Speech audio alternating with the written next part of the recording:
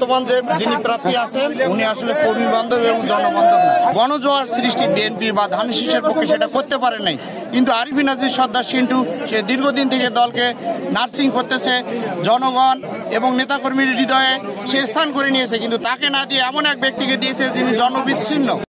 চাই দুঃখে সুখে আমরা সেন্টু ভাইরে পাই, আমরা এই যে ডক্টর জিয়া তাকে আমরা পাই না।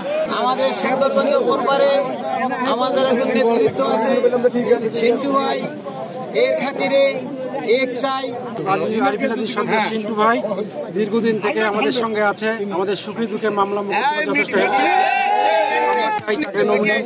দিলে আমরা